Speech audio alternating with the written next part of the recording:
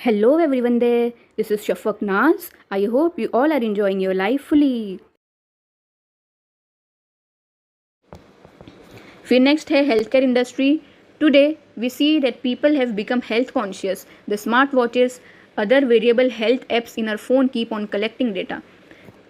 वही आज के ज़माने में बहुत सारे लोग हेल्थ को लेके बहुत ज़्यादा क्या है सीरियस है, खुद की हेल्थ को लेके, क्योंकि सबको इन्फॉर्मेशन मिल रही है कि हेल्थ अपनी ज़िंदगी का सबसे इम्पोर्टेंट पार्ट है. हेल्थ इज़ वेल्थ है, जान है तो जहान है, सबको पता है. तो उसकी और प्लस स्मार्ट वॉचेस का इन्वेंशन हो गया है.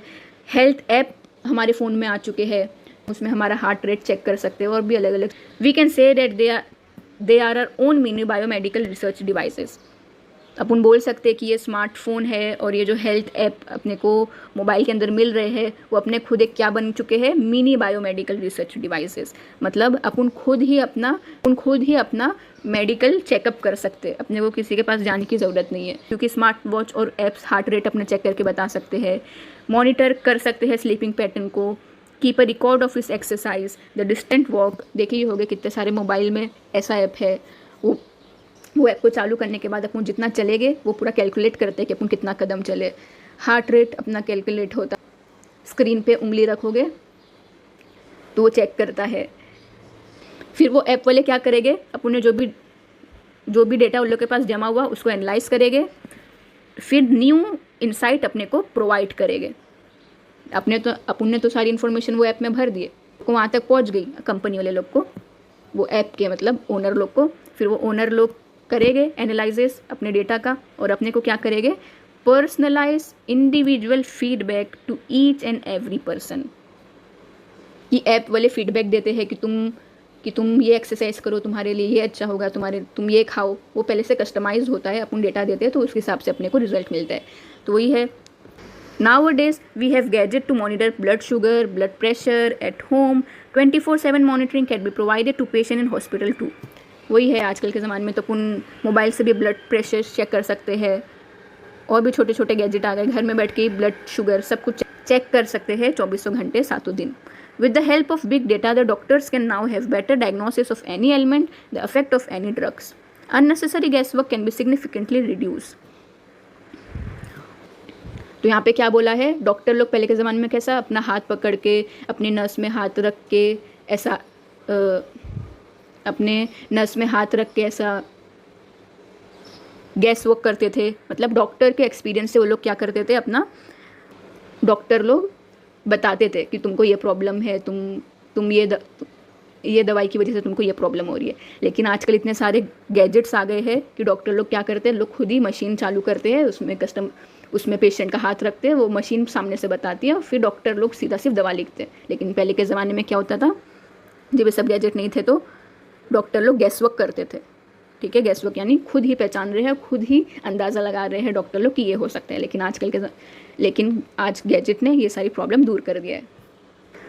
Past record of the patient can be maintained and better analysis of health can be obtained. Big data helps in monitoring the outbreak of epidemic and diseases. Patient के पिछले record भी देखे जा सकते हैं और उसको मेंटेन भी किया जा सकता है मशीन की तरफ, और उसके बाद डॉक्टर लोग उसको अच्छे से पढ़ेंगे, अच्छे से अच्छा ट्रीटमेंट होगा उसका. फिर है big data helps in monitoring the outbreak of epidemic and diseases.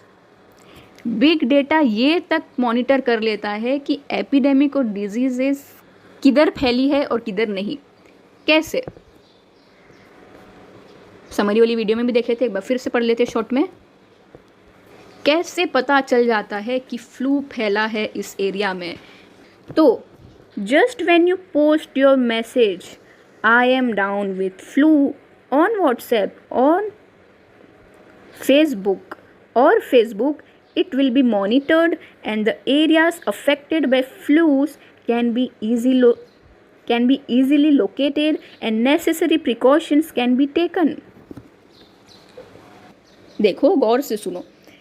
जब भी तुम कोई मैसेज किसी को भेजते हो, जैसे तुम्हारे फ्रेंड पूछेगा हाउ आर यू, तो तुमको अगर फ्लू हो गया है तो तुम लिखोगे I am down with flu, मुझे फ्लू हो चुका है. या तो व्हाट्सएप में या तो फेसबुक में, कहीं भी. तो वो चीज़ तो व्हाट्सएप फेसबुक वाले लोग के पास पहुंच जाएगी, डेटा कलेक्ट कर लेंगे वो लोग, पता ही है. अब वो लोग क्या करेंगे,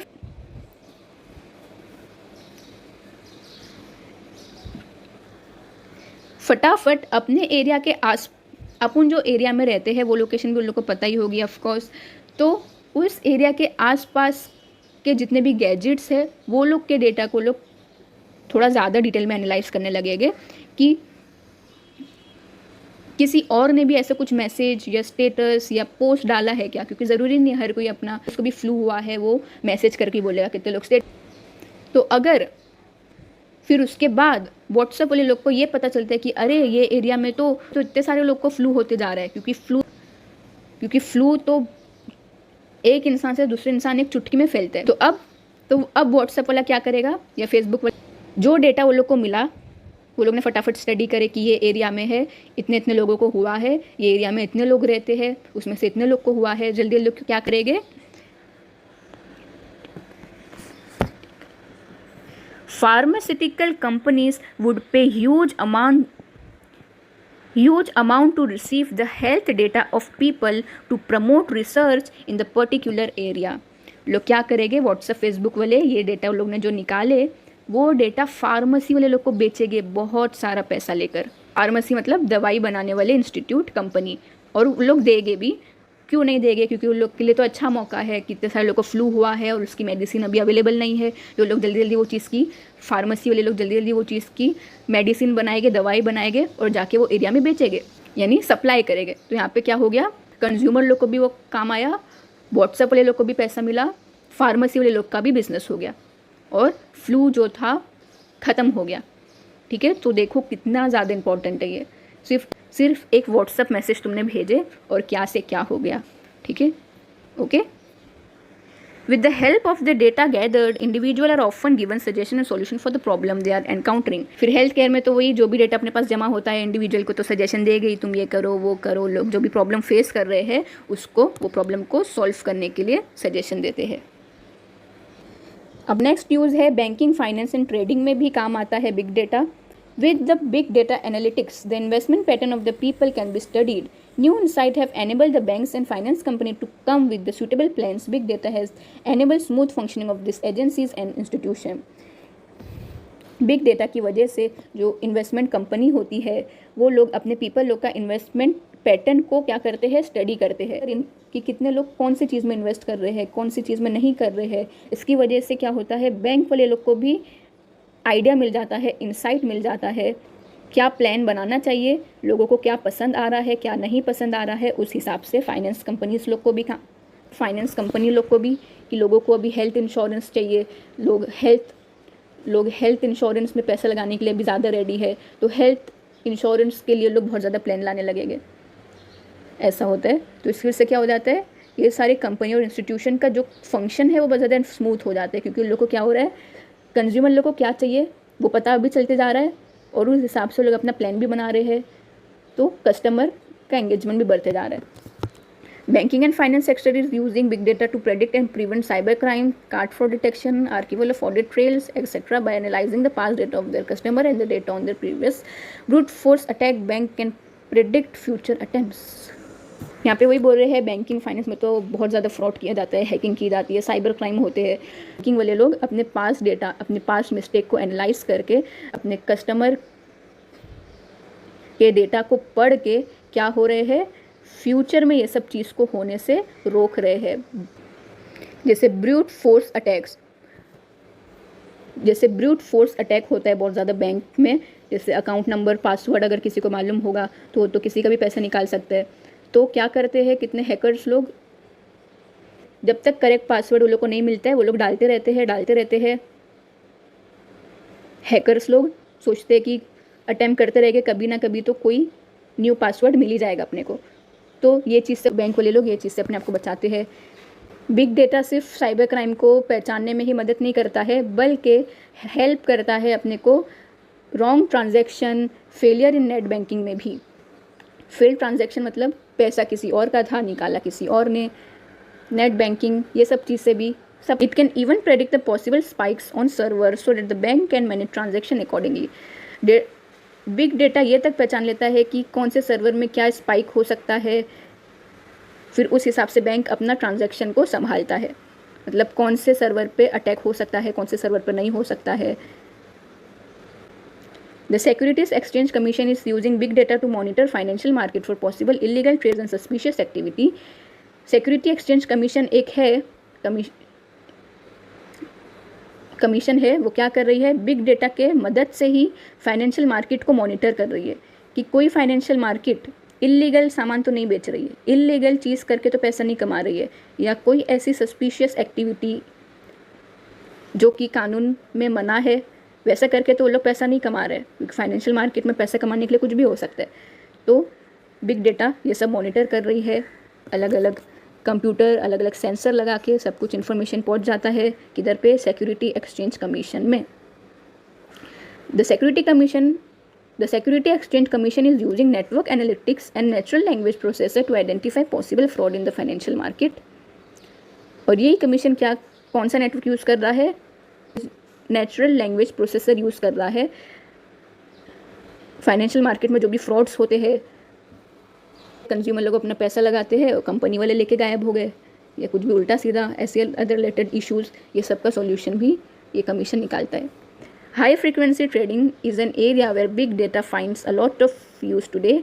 big data algorithm are used to make trading decision. Today the majority of equity trading now takes place via data algorithm that increasingly take into account signals from social media and network and news website to make buy and sell decision in split seconds. Big data high frequency trading के लिए बहुत ज़्यादा काम आ रहा है। यहाँ पे ये बताया है कि अपने को अगर कोई चीज़ बेचनी है किधर जाके, उसका अपने को कोई सामान बेचना है, तो सबसे ज़्यादा इम्पोर्टेंट डिसीजन ये होता है हमारा कि हम उसको किधर बेचे जाके। हम जो चीज़ बेच रहे हैं उसकी डिमांड सबसे ज़्यादा किधर है, हाई फ्रिक्वेंसी किधर है वो चीज़ की। तो ऑफ कोर्स बिग डेटा की मदद से हम पहचान सकते हैं कि गूगल पे जाके या कोई कंपनी से कोलैबोरेट करके अपन पहचान सकते हैं कि इस कंट्री में ये सामान ज़्यादा बिकता है, इस कंट्री में उस कंट्री में इस सामान को लेके पब्लिक का रिव्यू अच्छा है बहुत ज़्यादा, तो अपन जा सकते हैं। तो ये सब डेटा की वजह से होता है, इसको डिटेल में नहीं जाते, हम लोग समझ गए ना, बस वही है। तो इसकी वजह से क्या हो जाता है, अपना लेन देन का जो डिसीजन है वो एकदम स्प्लिट सेकंड में, एकदम चुटकी में अपन डिसाइड कर लेते हैं कि अच्छा ये एरिया में ये सामान ज़्यादा बिकता है, चलो झोला उठा के चलो बेचने। फिर नेक्स्ट है स्पोर्ट में भी बहुत ज़्यादा काम आता है डेटा, किधर और कैसे। When watching a cricket match, we are shown so many permutation and combinations of statistical analysis. A gigantic data has been created over a period of time from the recording of matches, training session and workout. The data enables a sport person to study his performance as well as the other player worldwide. जब अपन cricket match देखते हैं तो कितना सारा अपने को statistical analysis दिखाया जाता है, ग्राउंड में कितनी फीट पे कौन सा विकेट लगाया गया है, कितना लेंथ है उसका, सब कुछ बताया जाता है। प्लस जो भी प्लेयर लोग, जो भी क्रिकेटर लोग मैच खेल रहे हैं, ट्रेनिंग कर रहे हैं, वर्कआउट कर रहे हैं, मैच खेलने से पहले ऑफ कोर्स वो लोग ट्रेनिंग करते हैं, उस मैच की वर्कआउट करते हैं, तो वो सब चीज़ वो लोग रिकॉर्ड करते हैं। उसके बाद क्या करते हैं, तो वो recording as a data collect हो गई। उसके बाद वो रिकॉर्डिंग को वो क्रिकेटर लोग खुद देखेंगे, तो उन लोगों को कितना ज़्यादा, तो वो डेटा से उन लोगों को क्या एनिमल होगा, क्या पता चलेगा स्पोर्ट पर्सन को, उसको अपना खुद का स्टडी हीज परफॉर्मेंस, उसको खुद का परफॉर्मेंस पता चलेगा। प्लस दुनिया में जो अलग अलग प्लेयर है जो जानना चाहते हैं कि विराट कोहली, धोनी लोग कैसे खेलते हैं, तो वो लोग भी क्या कर सकते हैं, रिकॉर्डिंग खोलो, वीडियो चालू करो और देखो। तो इससे उसको तो काम आ ही रहा है, प्लस दूसरे लोग को भी काम आता है। It has tremendously helped in the improving individual as well as team performance. The sensor embedded in the sport equipment help us to understand our game from close equator. Plus team performance भी improve हो जाता है कि समझो कोई cricketer दूसरे का workout देख के, दूसरे की प्रैक्टिस सेशन देख के उसको गाइड कर सकता है, तो इससे लोग का टीम परफॉर्मेंस अच्छा होगा, लोग साथ में मिलके बढ़ेंगे। प्लस जो सेंसर्स लगाए जाते हैं स्पोर्ट के इक्विपमेंट्स में, मतलब वो लोग क्या करते हैं, सेंसर को चिपकाते हैं, लगाते हैं, उसकी वजह से क्या होता है, अपने को गेम और क्लोज और अच्छे से नज़र आता है। The sensor helps us to understand the field condition भी अपने को पता चलती है, वेदर पता चलता है, या उस ग्राउंड में जो भी एरिया में लोग सेंसर लगा रहे हैं तो उससे बहुत ज़्यादा इन्फॉर्मेशन मिलती है। अपने को गेम बहुत ज़्यादा क्लोजली समझ आता है, अच्छे से दिखता है। प्लस वो सेंसर अपने को और क्या चीज़ के लिए हेल्प करते हैं, फील उस ग्राउंड का वेदर कंडीशन क्या है, बारिश होने वाली है या नहीं होने वाली है, इंडिविजुअल परफॉर्मेंस, कैमरा है तो पता ही चलेगा क्या खेल रहा है क्या नहीं खेल रहा है, सब कुछ पता चल जाता है उस रिकॉर्डिंग की वजह से। Video analytics helps us to see each and every performance minutely. जो वीडियो रिकॉर्ड क्रिकेटर लोग ने जो भी परफॉर्मेंस दी है उसको अपन एकदम डिटेल में माइनटली देख सकते हैं। फिर नेक्स्ट है सबसे बड़े प्लेयर बिग डेटा में जो खेल रहे हैं, वो है एडवर्टाइजर्स लोग। Be it Facebook, Google, Twitter और any other online giants, all keep a track of the users behaviour and transactions. तो इन सब में से जो भी हो, सब लोग अपने कंज्यूमर का बिहेवियर को क्या कर रहे हैं, मॉनिटर कर रहे हैं, देख रहे हैं। This internet giants provide a great deal of data about people to the advertiser so that they can run targeted campaigns. अब ये कंपनी वाले लोग क्या करते हैं, फेसबुक, गूगल वाले लोग अपने कंज्यूमर लोग के बिहेवियर को मॉनिटर कर रहे हैं। अभी जैसे मैंने बताई, समझो फॉर एग्जांपल मैं गूगल में कोई मोबाइल का नाम डालूंगी और सर्च करूंगी तो गूगल को पता चल जाएगा कि मैं मोबाइल लेने वाली हूँ।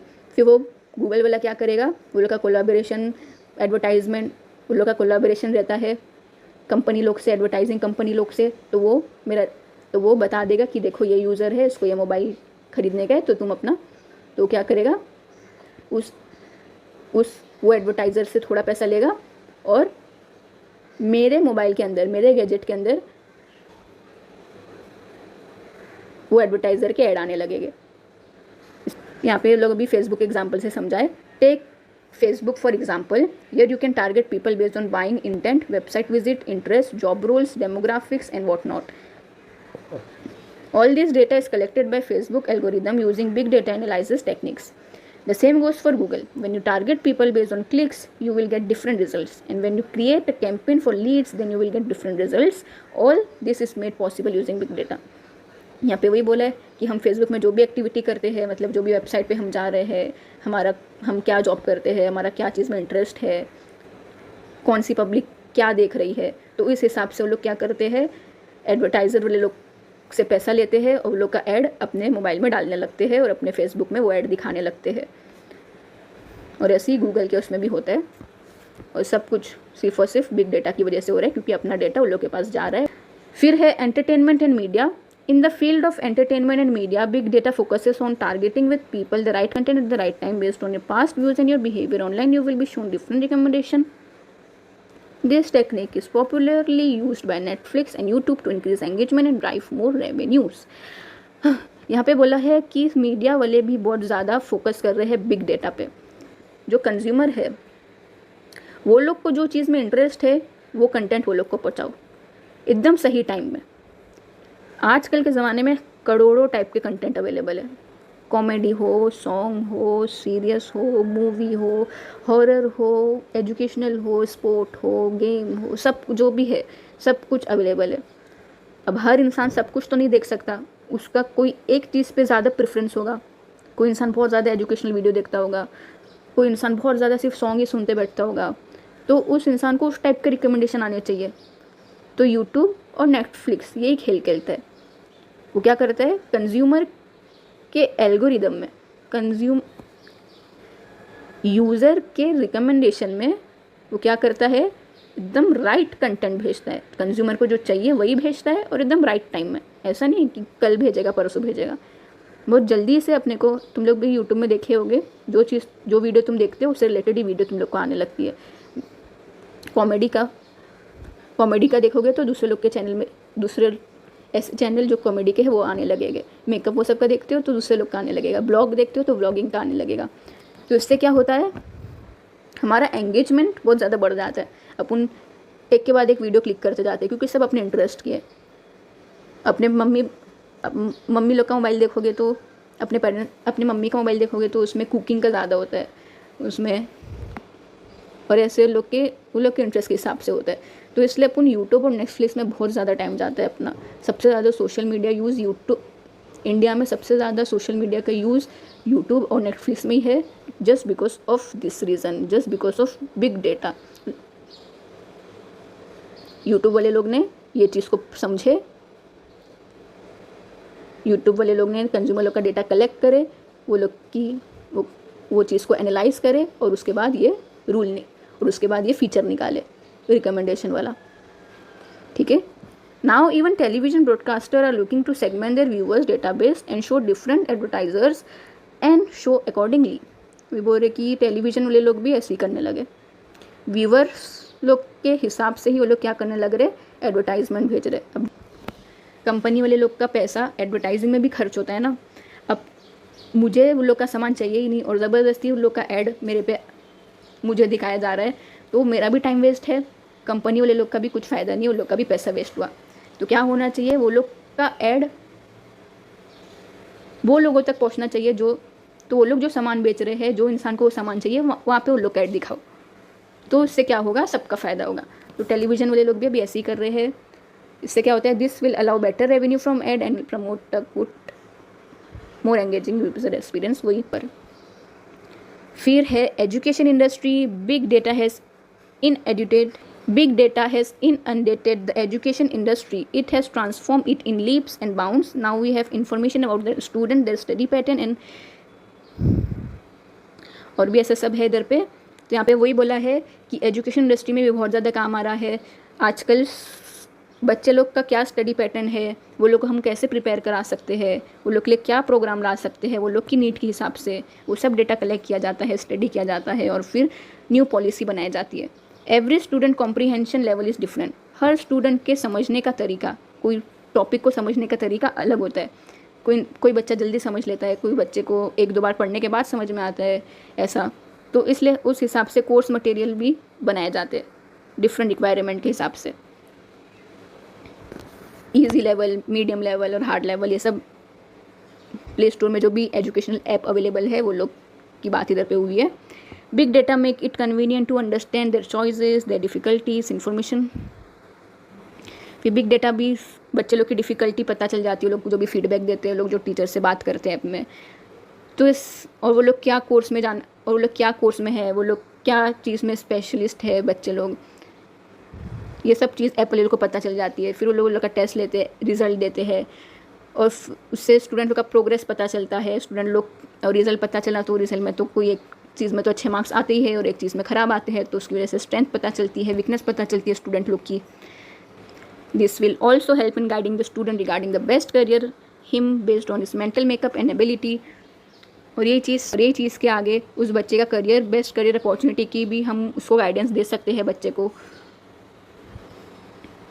वो जो चीज़ में अच्छा है, जो चीज़ में उसका स्ट्रेंथ है, जो चीज़ में वो स्पेशल है, उस हिसाब से उसका करियर, बेस्ट करियर वो ऐप वाले लोग उसको सजेस्ट करते हैं। ठीक है। तो ऐप के अंदर वो बच्चा अपनी सारी इन्फॉर्मेशन दे रहा है ना, बता रहा है, टेस्ट दे रहा है, टेस्ट के बाद रिज़ल्ट आ रहा है, तो वो सारे ऐप वाले वो बच्चे का परफॉर्मेंस देख रहे हैं, उसके बाद लोग क्या कर रहे हैं, सब बता रहे हैं कि उसके लिए क्या बेस्ट करियर अपॉर्चुनिटी होगी, क्या नहीं होगी, क्या इम्प्रूवमेंट चाहिए, वो सब। And an depth study of all this would definitely give insight into the education industry and help in improving the operational effectiveness and working of educational institute. और ये जो चीज़ है, मतलब हर एक बच्चे की स्ट्रेंथ समझना, वीकनेस समझना, फिर उसको गाइड करना, उसकी करियर अपॉर्चुनिटीज रिलेटेड बहुत ज़्यादा क्या कर सकती है, हमारी एजुकेशन इंडस्ट्री को इम्प्रूव कर सकती है, जो कि शायद स्कूल कॉलेज लेवल पे होना मुश्किल है। हर बच्चों का एक टीचर नहीं, हर बच्चे का तो एक टीचर नहीं कर सकती, लेकिन ऐप में वो लोग का डेटा पूरा कलेक्ट हो जाता है और फिर ऐप वाले लोग को भी थोड़ा पैसा चाहिए होता है, तो लोग ये सब करके देते हैं बच्चों को। तो इससे क्या होता है, दोनों का काम हो रहा है, इफेक्टिवनेस बढ़ जाता है, यानी जो बच्चा पढ़ रहा है वो काम का है, रियल इफेक्टिव है। वर्किंग ऑफ एजुकेशनल इंस्टीट्यूट, यानी जो एजुकेशनल इंस्टीट्यूट चल रहा है वो अच्छे से काम कर रहा है, उसका कुछ वेस्ट नहीं जा रहा है, मतलब टाइम पास नहीं हो रहा है। This would be general enhance progress of all student, और ये हर स्टूडेंट के प्रोग्रेस को बढ़ा सकता है, इंक्रीज कर सकता है, एनहेंस कर सकता है। Big data has provided a solution to one of the biggest pitfall in the education industry, that is one size fits all. Big data ने एजुकेशन इंडस्ट्री का जो सबसे बड़ा ड्रॉबैक था, सबसे बड़ा जो पिटफॉल था, सबसे बड़ा जो डिसएडवांटेज था, उसको क्या कर दिया है, सॉल्व कर दिया है, उसके लिए सॉल्यूशन दे दिया है। वो क्या है, वन साइज फिट्स ऑल। मतलब वही एक ऐप बिग डेटा क्या कर रहा है, सारे स्टूडेंट को काम आ रहा है, सिर्फ एक को नहीं, सारे बच्चे लोग फिट हो जा रहे हैं। ये एक प्रोवर्ब है वैसे, वन साइज फिट्स ऑल, यानी हर सिचुएशन में फिट हो जाना। तो बिग डेटा भी ऐसे ही है ना, हर सिचुएशन में फिट हो जा रहा है, हर कैटेगरी में फिट हो जा रहा है। तो यही है। तो बस यहाँ पे ये चैप्टर ख़त्म होता है। लास्ट में बस 6 लाइन में कंक्लूजन दिया गया है। जो कंक्लूजन देख लेते हैं शॉर्ट में। We have innumerable uses of big data. जैसे कि हमने देखे ऊपर इतने सारे यूजेस, तो बिग डेटा के बहुत सारे यूजेस है। Understanding geographical phenomena, helping in the smooth working of government machinery. ऊपर तो अपन ने जो पढ़े ना इतने सारे, उसके अलावा यहाँ पे एक्स्ट्रा लिखा हुआ है, अलावा भी यहाँ पे शॉर्ट पे 2-3 नाम बताए हैं। साइंटिफिक रिसर्च में भी काम आता है, अंडरस्टैंडिंग ज्योग्राफिकल फिनोमेना में भी, गवर्नमेंट मशीनरी को भी स्मूथ फंक्शनिंग के लिए काम आता है। ठीक है, तो बिग डेटा अपने हाथ में क्या है, एक जीनी की तरह है। जीनी होता है ना, उससे कुछ भी विश करो वो अपने को दे सकता है। तो बिग डेटा भी कुछ ऐसा ही है, अपने हाथ में बहुत सारा डेटा है। अपन मतलब कंपनी वाले लोग के हाथ में बहुत सारा डेटा है।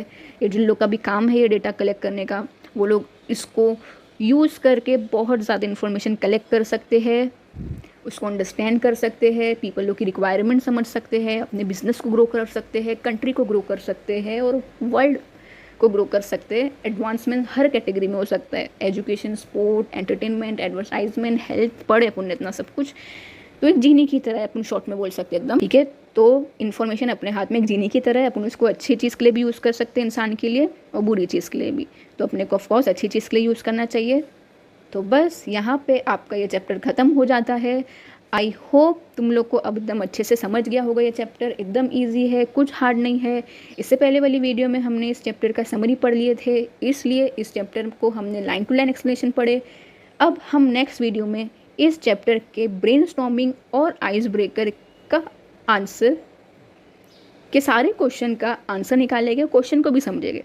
तो प्लीज़ आप लोग इस चैनल को सब्सक्राइब कर लीजिए, बहुत ज़्यादा काम आने वाला है आपको ये चैनल। सो अब मिलेंगे नेक्स्ट वीडियो में। Good bye.